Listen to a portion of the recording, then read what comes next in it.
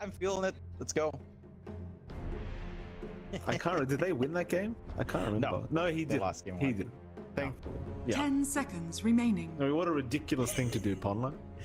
Hoodwink TP is picked up 5 here by seconds Alliance. remaining. Dire Yeah, team to be fair back. to Ponlo, that game, that right, they feel like they lack damage. So going for like Midas Ench to scale was not the worst idea. It just didn't get enough farm as he was still, you know, kind of doing pause 5 stuff, i.e. dying. So the idea was right. The execution may be a bit off the mark, but I'm sure Don't Ponlo will grill me for Say saying the that. idea was right, 10 seconds Jonathan. remaining. Don't say that. The idea was right. It was right though. You know, sometimes Ponlo 5 hits right. seconds remaining. It's just, well, it takes a lot of finesse to maybe pull off some of his ideas. Into the Oh, no, picks. I'm pretty sure Loda would have had a very stern conversation with Ponlo after that game, I'll be honest. Yeah, You and I, we I'm had the sure pleasure we- of meeting Loda in person at, Oh, yeah. at Singapore, TI11. Great guy, by the way. Very, very nice lad to talk to. And if I know Radiant Loda, team back. just based off that 10-minute interaction we had with him, he would have some stern words with Ponlo after that game. I would too. Yeah. I wouldn't blame him. I mean, if I was the coach of Alliance and I saw my Inch 5 building Midas, I wouldn't wait for the game to finish, Jonathan, let me tell you. Yeah, I'm sure Arthur also had some words. You know, 10 seeing as the seconds coach, he's like, remaining. Ponlo, why would you do that? And Ponlo's like, ah. And then an argument breaks out. Arthur Into would the have been picks, too though. seconds busy remaining. holding Loda back. Go on, John. Yeah, for sure. Alliance, I mean, the Terrorblade pickup along with Dire the team Hoodwink's back. pretty solid. You've got really good teamfight lining up now. Kind of ties into your Pangolier really well. Your lane with Terrorblade plus Hoodwink or plus Silencer, more than likely a Silencer TB lane. It can actually feel good, but Ivy going to the Darkseer with a Clockwork. So you've got that classic combo. You've got high value in taking Terrorblade illusions with a 10 wall. seconds You can remaining. run down that lane. You've got really good magic damage on hand. It feels pretty 5 good for Ivy. seconds Like they remaining. bait in the Terrorblade. They didn't ban any course in their own ban phase, so they left it really open for Alliance, and they get probably the best matchup they could hope for with this Pocket Darkseer pick. So you have a really good lane. It can be punished if you do run the Hoodwink instead. Like you surge up, Bushwhack will sort of really annoy you there. At the same time, it doesn't take too much to be on top of that TB. Like when you know Metamorphosis and Reflections down, the Terrorblade's just so susceptible to getting jumped. You don't really have big Radiant saving team supports back. here from Alliance. Again, outside of Bushwhack and lane, it doesn't feel like you can stop that. We'll see how they finish things off. Like, Ivy is still lacking a position 1 here. They can see the TB is their matchup. Sadly for them, they did end up banning, like, the Morphling, which is your... I mean, I don't really know if you consider it a counter 10 now, seconds but remaining. Morph is usually a nice kind of way of going against the TB. 5 And now seconds you're kind of remaining. thinking, like, what magic dealers we've got or what pure damage dealers we've got against the Terrorblade.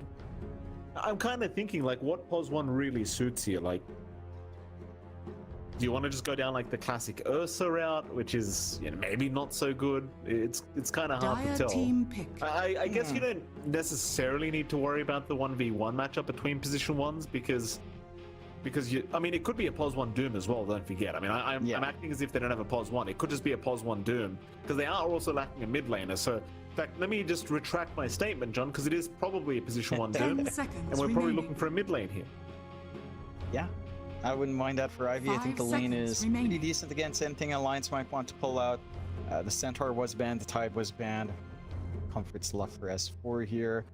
Underlord is one of those options. Beastmaster as Radiant well. team Pretty pick. sure wasn't banned. So they can kind of gun for that. They go with a Brewmaster instead, which is one of those pocket picks that we've seen S4 really perform in the Brewmaster. That's the one thing. Like, he does make this hero look good. At the same time, Brewmaster has been pretty atrocious. Like, 10 seconds it's remaining. not fair to compare it to Southeast Asia, but I remember Bach played a Brewmaster in Rushed Radiance. 5 There's seconds some really remaining. baity builds for that hero right now. I'm pretty sure S4 won't go in for that bait, but it can feel underwhelming. And like Brewmaster versus Doom, I still feel like that's a stable lane for Doom.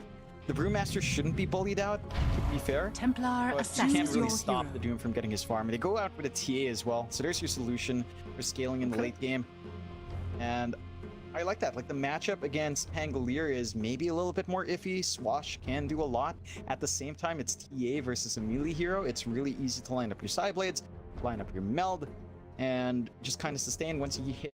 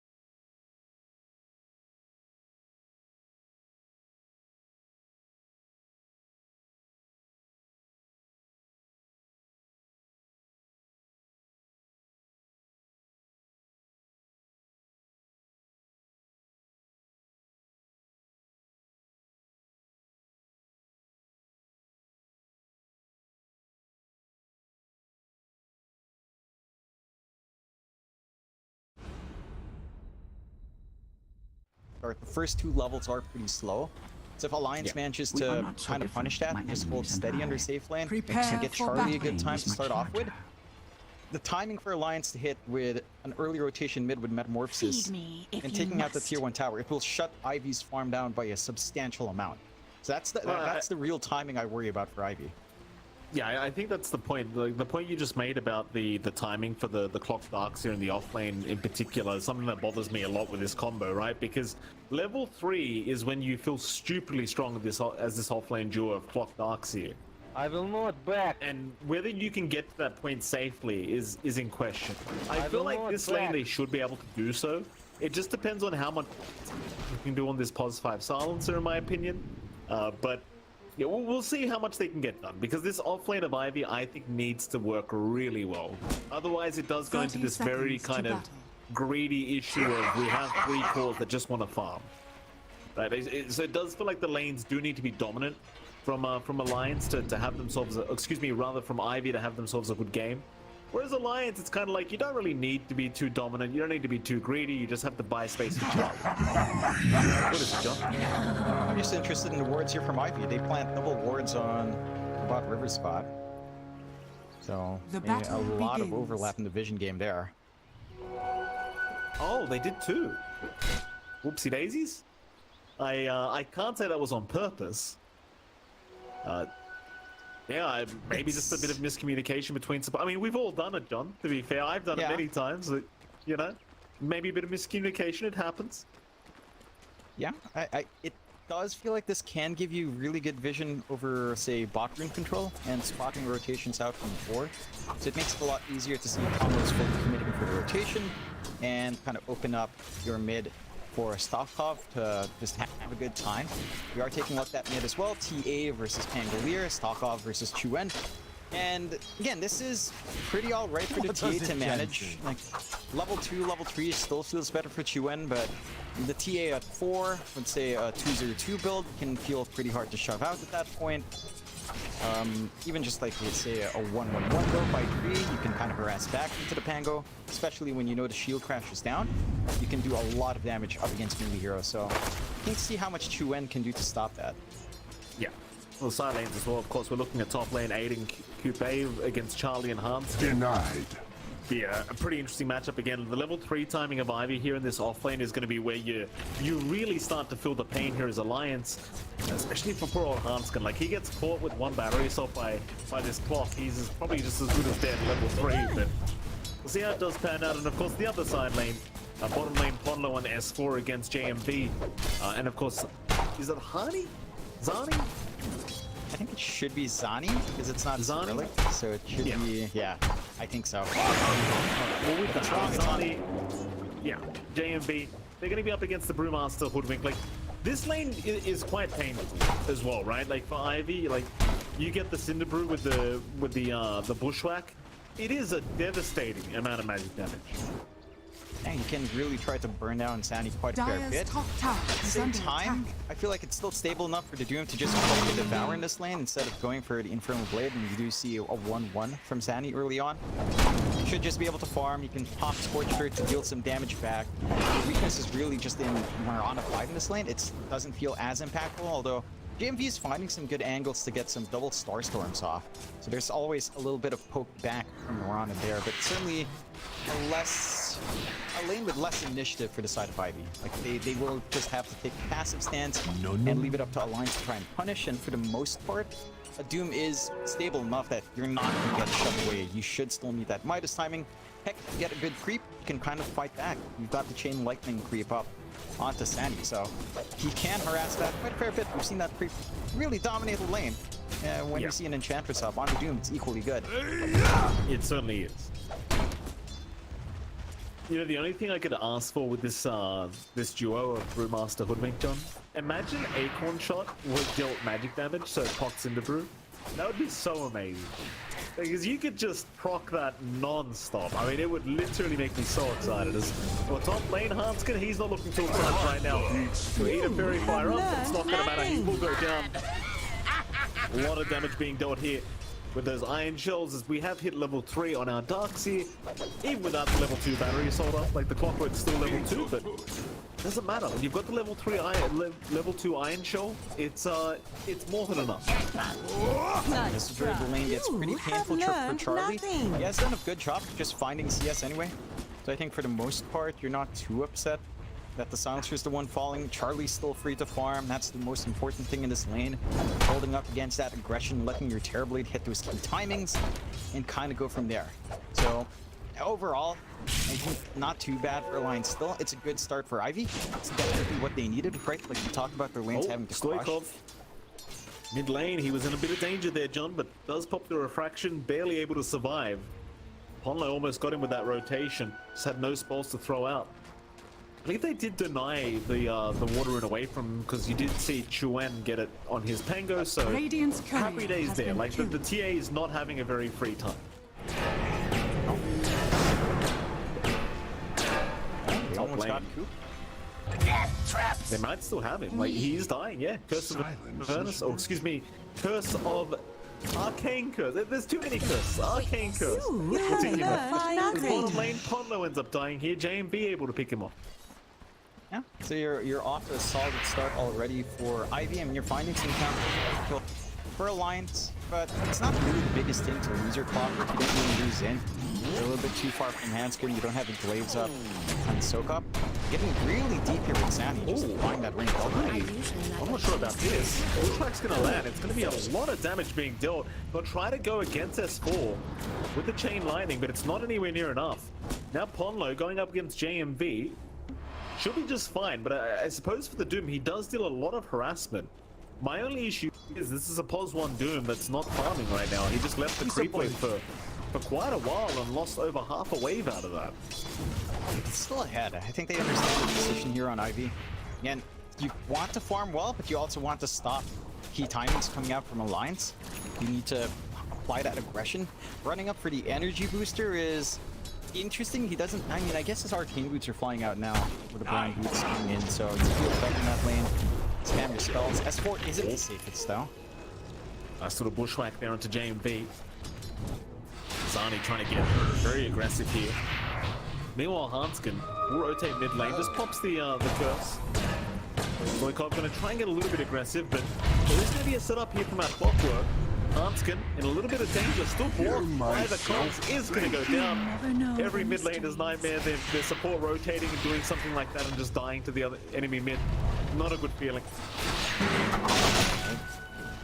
You don't really expect your Silencer to do much in a rotation, to be fair. It's more on really Ponlo on the Hoodwink to have to come in, maybe set up, try to get the Bushwhack going. And you're starting to feel like you can't really burn through Refraction all too well. You are just depending on Chuen. You only do 4 strikes anyway, so you have enough to at least survive all of that damage here for Stoikov and just play that lane. So you're hitting that early tempo for Ivy so far. Your lanes are working out quite well. You really haven't stopped Charlie though, which was our concern. You can still play that. Hanskin goes down, but look at this. Stoikov being chased here. Nice pushback from Ponlo to set up. Arrow is not going to land in time. Chuen able to get the Rolling Thunder, but Stoikov looks like he can just sidestep this, and he will. Chuen, not having the easiest Rolling Thunder, will have to back his way out, but now the chase is on. They pop the trap, they'll have another. In the meantime, Charlie ends up going down top lane, so even more disaster happening here for Alliance. Chuen is going to get caught and does go down. Stoikov able to pick up the kill. And that's 2 calls down for Alliance in a matter of 20 seconds. Did not catch you littering, big kills. We just talked about Charlie maybe getting a little bit too free of a time. Dire's Managed to top focus tower is in under with attack. Ade and just find that kill. And that's the one here you really need to stop. With every lane going this way for Ivy, their tempo is going to be met. Like, you're not going to be too far away from Stoikov from hitting his Dragonlance Desolator timing. Sani is going to have his Midas in a pretty good point. You haven't really stopped the Doom. It to be expected in this matchup for Alliance. At the same time, it's like it's kind of worrying that you're not really able to put a dent in the, it's for Alliance. Charlie's probably not keen on joining in for a mid push in that timing we talked about for Terrorblade. Like when you have Metamorphosis up around the 10-minute mark, you kind of want to run up, just push, take a tier 1 mid, and try to shut down the map from there, get some space out for your TB from point onward and punish Greed. I don't quite see that happening for Alliance anytime soon. Radiant structures are fortified. Lane's been trying to move in, but there is an extra hero to help out. So he's going to be committed here by Zani. S4 going to be left behind as Ponlo needs to run, but they have the vision with the rocket flare. Ponlo, it's a lot of damage with this battery assault iron shield combo. Way too much to deal with. They will hand over the tip to their clock. Very nice rotation. Noticing that they were out of position here on the side of Alliance, and it's suddenly 8-1 for the side of Ivy. Hugely. Yeah, they're just crushing it, right? Like these two supports can do so much, running around without necessarily needing any cores with them. Whereas in comparison for Alliance, they need Chuen ready. They need Ponlo to be kind of connected to the Pangolier here. S4, once he has his ult, perhaps you can play, but that's a massive cooldown to expend for some moves coming out here. They're still getting room to farm off. Oh man, Ponlo's been caught again. He will drop. Rotation is incoming from Chuen. It's a long TP. Finally get there. S4 is still chasing this pos 5. This is Ponlo being such a pesky hero. He will just kind of sacrifice himself for that, but it still feels well worth it. Force rotation from the mid lane, you force rolling thunder to be expended, and all they get is a pos 5 block out of this. And you already got the hoodwink kill, so you don't mind. You know, you don't mind at all. It's just free space for Stalkov down mid to farm what you want. Dragonlance is already flying out. Is under attack. Path to Desolator doesn't seem too far off, and you're getting that early connection timing lining up for Ivy. Like Mech's almost done an Ade up top. BKB for Sani after the Midas is going to be lining up here as well. And for Alliance, like, you look at Chuen, and his defusal is coming up too. 2 parts away. The recipe's still a long ways off though.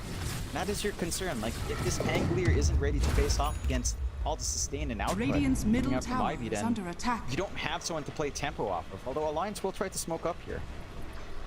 They will. They're going to head down towards the bot lane, see if they can find Zani, but it seems like this was already kind of scouted out. I think they may have tried to smoke underneath a trap.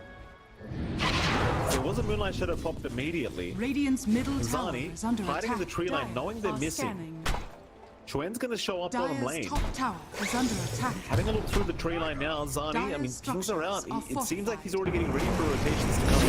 But he will end up pinging him out, but Zani, he'll get the Doom off. Probably the Rolling Thunder was already Radiant's there. bottom The tower is under rotations, attack. they aren't incoming yet. Here they come though. One coming in, that'll be Stoikov. Dire's top Zani, tower he's is still falling. alive, but S4, he's popped the primal split. Zani's still trying to fight this one out. We'll go back after Ponlo, but he will finally go down.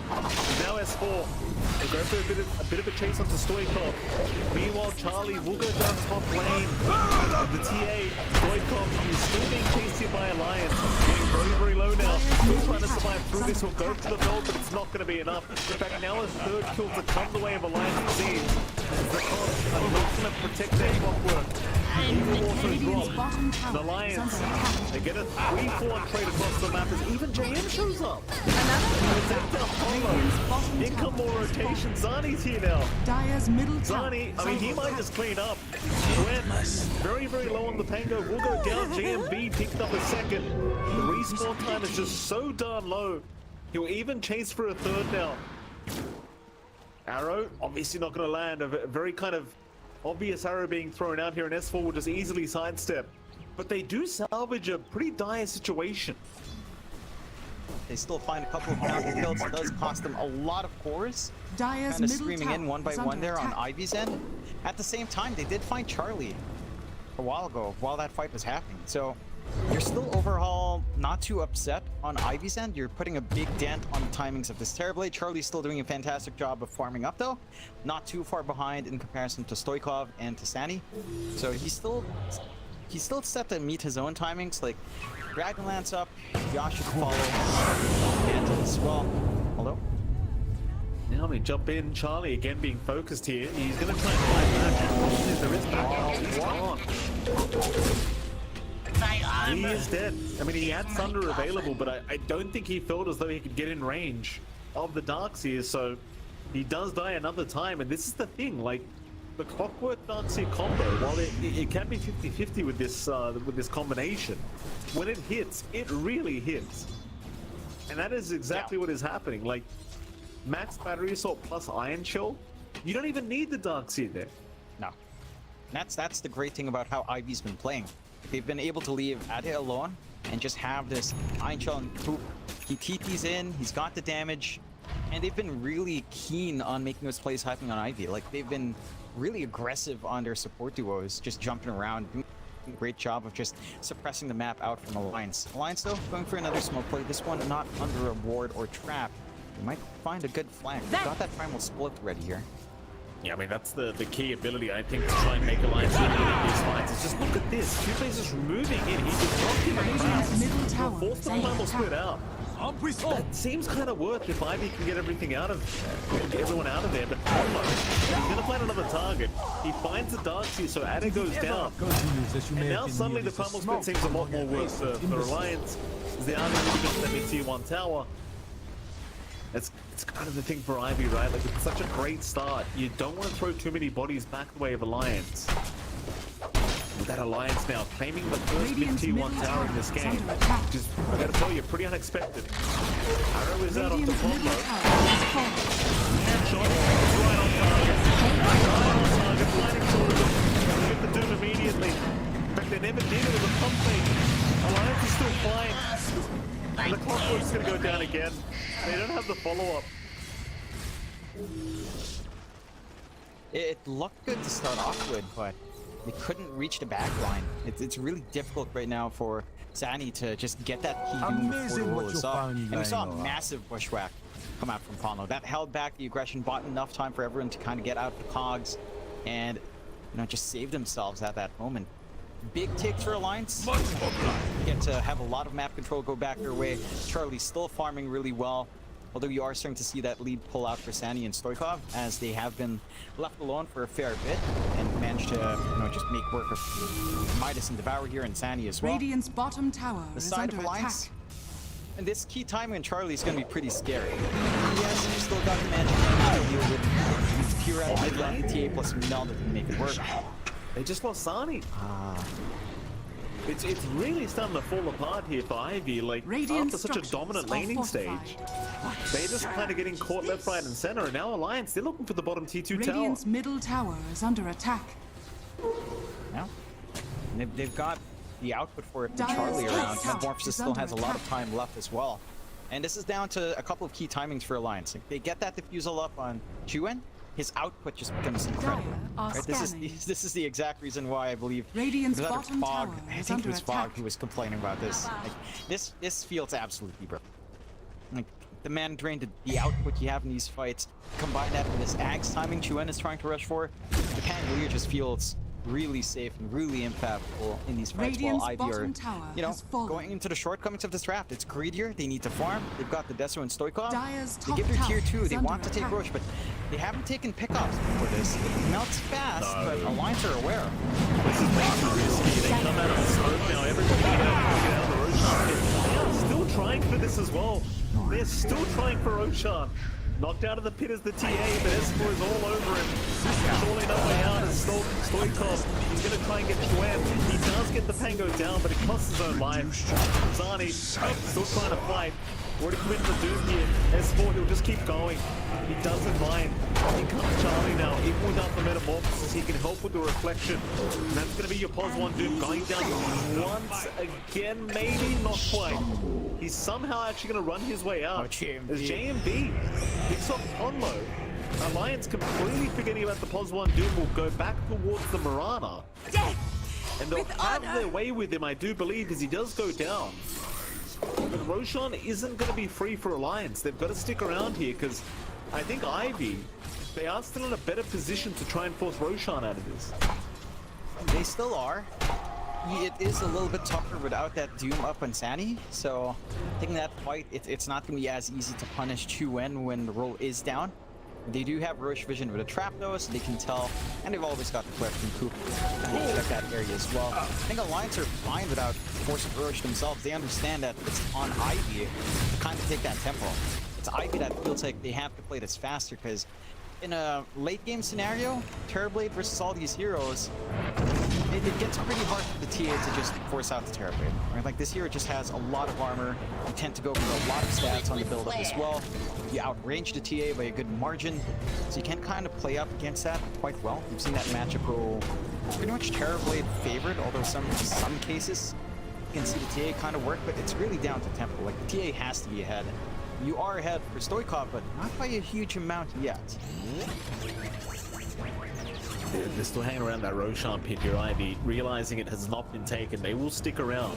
The thing is, had you had the Metamorphosis up on Charlie, he may have made the call to go for it. Now he does have it up, so you certainly want to try and force a fight if you are Alliance. Only problem being Primal Split is still 10 seconds away, but then again, it's only 10 seconds away, so might be time to smoke up as a unit and try to run at them again and maybe swipe that Roshan from underneath their feet. Roshan, it is still around half HP. I mean, hell, even if it's full HP, like, as long as you've got meta running, you'll be fine to take it. It seems like Alliance for now, they're going to sit back and relax. Just happy to deny the Roshan away from the TA at the moment. They'll just keep their farm going. And Charlie is still relatively behind, even if he has found quite a bit of farm now. Look at you all day. Still needs a lot more to feel comfortable. Is that it? Has felt, or rather has been caught out here by Ponlo, it seems, as they'll pop the Moonlight Shadow and try to run. Ponlo now might need to be the one to run, because him and Han's going to be chased down by Zani. They're going to be alright. Instead, S4 now being looked at here by Ivy. Surge is there, they're having to there's going to be a Bushwhack to help out. Oh, Doom no. also committed, but on who? Illusion? Oh, he dooms an illusion. Zani forced to pop his BKB and run. Oh, no. He will TP up, but now Roshan's open. That is an open Rosh coming the way of Alliance. It was that Charlie's Of the illusion. Pango.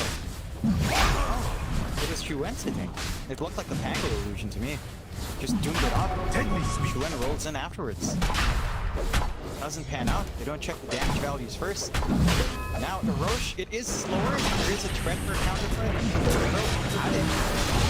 Yeah, he's been caught out. Like, they'd love to get rid of this Darkseer as well while they're at it. He will be able to surge away.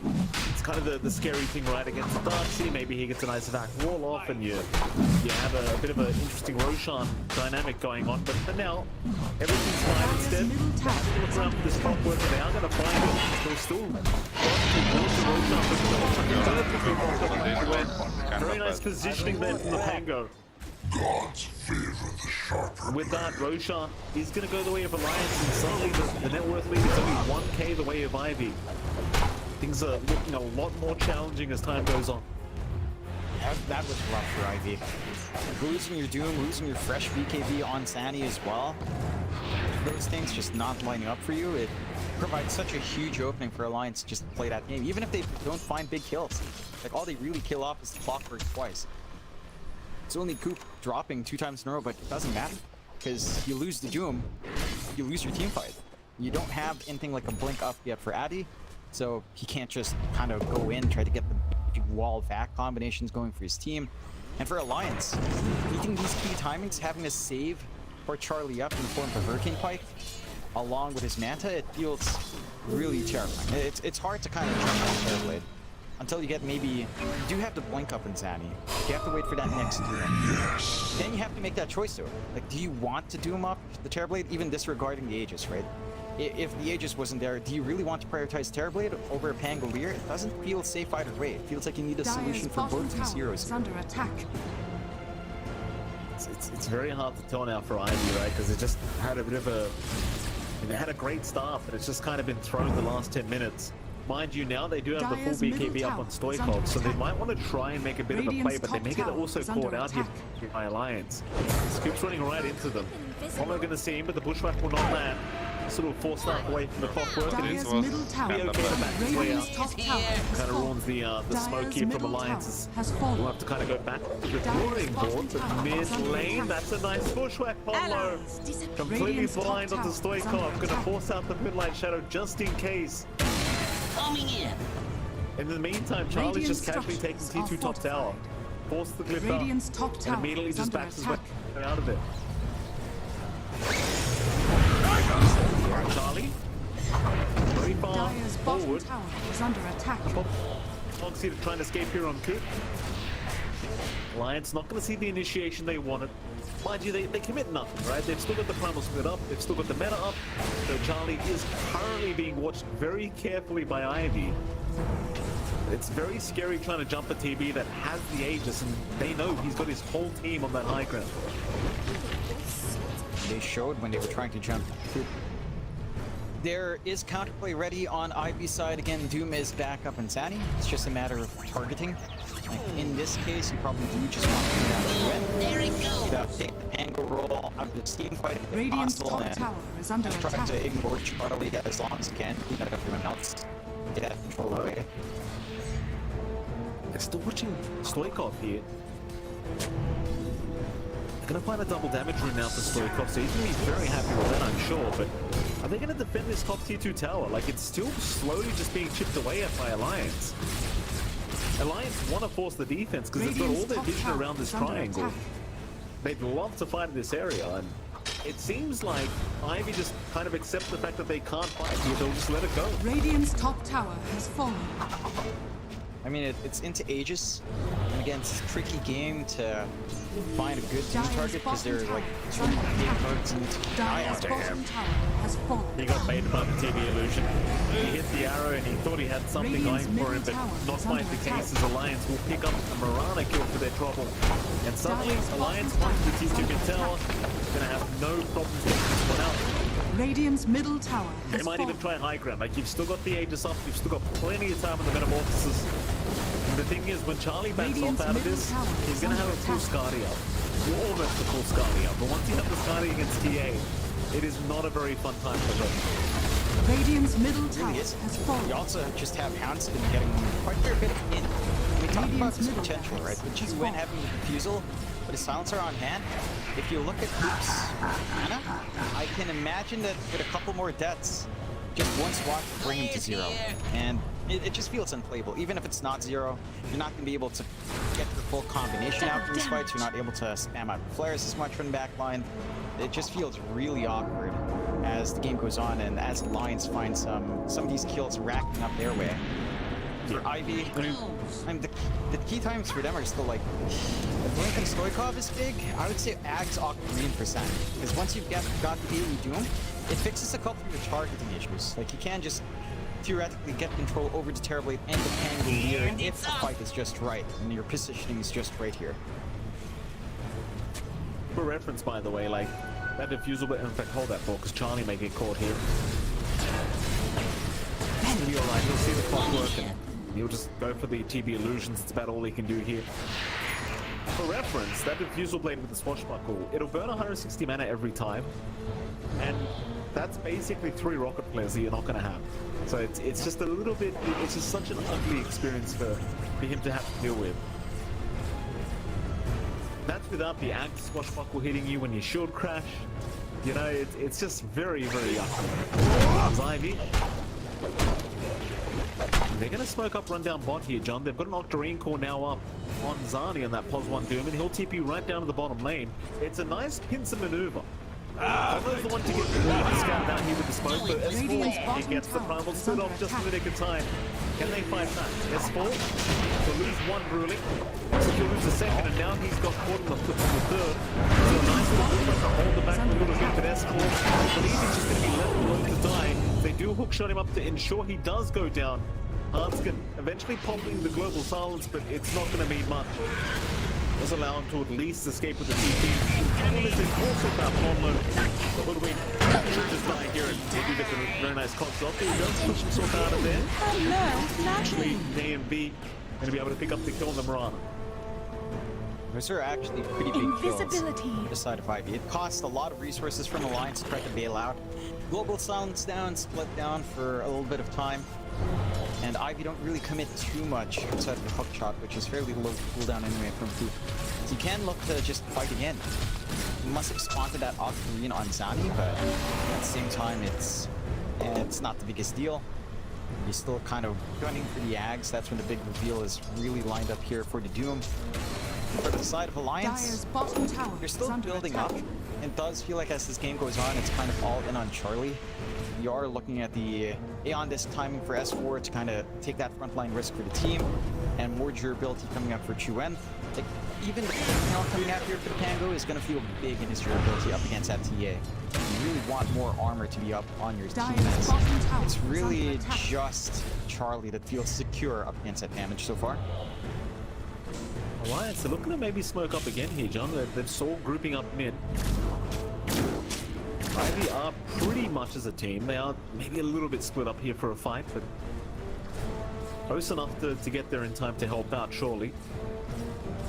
Never mind, no smoke to break. They maybe just hoping for an early Roshan timer, but here we go. They do pop a smoke eventually. Roshan could potentially spawn in 3 Dire's seconds. We'll see. bottom tower is under attack. It's going to be a quick one. 9 seconds away from respawn. Straight high ground though. They saw Zani. He can't be expecting this. Right onto the high ground they go. Zani eventually going to be able to get his BKB off. But needs to back off. He won't have that available for the team fight any longer. He'll get right to work on the mid rounds. And Ivy definitely want to try and force a fight here if they can. Without the BKB on the Doom, it's so hard to see it happen. They're going to make the jumper with the hook shot. There's a nice back wall onto Charlie, but S4 and Charlie both getting out just fine. They'll pop the primal split just in case onto S4. Alliance, they could still potentially look to turn this one. But they might just reset and go for Roshan instead. It just seems like the safer option. They do not have Metamorphosis up for that long, but their output's a lot slower, and the side of Ivy actually wants to chase. They still have Doom ready. They will chase indeed. Both sides now realizing Roshan is up. Maybe this is the opening for Ivy now. You're going to have your BKB up in 10 seconds here for Zani. Dire's bottom You tower could think is about under just forcing attack. Roshan. The problem is you don't have the BKB of Stoikov. He's going to be kind of missing that for another 43 seconds. It seems like they're going to try and force this one anyway. It's dangerous. This is not a safe Roshan to take for Ivy, but they're playing a very risky game here to try and make a comeback in this game one. Because they are certainly falling very behind and they've already caught up with TA. Forstaff is there though for Twin. He does get the rolling blast. Forstaff wants to get to. He's going to be fine as now the Doom does come out on the Pangoli, but he's already rolling. He'll just roll out of there. That's Doom committed and really amounts to nothing. Roshan is still very, very healthy as well. And Ivy now in a very precarious situation because Alliance are now in the prime seat to try and take Roshan. I think for Alliance, you're just waiting for that Metamorphosis to be off, which isn't too far off. It should align closely to when the roll is back up anyway for Chuen. So you're going to have a much better time after that reset, whereas for Ivy, it's a longer time until that Doom is up and running. They'll Moonlight out, but they're trying to take these massive risks. They just don't quite have everything in the tank to really take it. And again, it's just a target mission. Right? Zani is forced to do him up the Pango to prevent the follow-up swashes, to prevent the shield crashes from coming out. But it just leaves so much room for, say, Charlie in the backline, if he does decide to come in, to feel really open without just taking that fight. All he has to fear is just a terribly dilution from the wall of Replica. Beyond that, you're pretty safe to go. And before that blink for Adit, it felt a lot harder for the Darkseer to get into these fights. Now with the blink up, Ivy can take a much more aggressive stance now with the Darkseer. If they do see that clump up in the Roche, a big back wall, that can change the fight. It certainly can.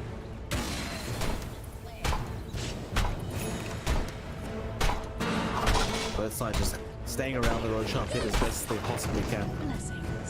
Basher coming out on Chuen, that could be a real deciding factor in this next team fight. BKB now up on Charlie is certainly a deciding factor, it feels like, as the TB now not going to be anywhere near as afraid of the team fight that Ivy has to offer. You do have more damage coming out on Stoikov very soon. He's looking towards the Daedalus. In the meantime as well, Zani's going straight for an Aghanim Scepter build up on the Doom. They might run right into each other. B and Doom both getting caught out by S4, but Wolf Force Staff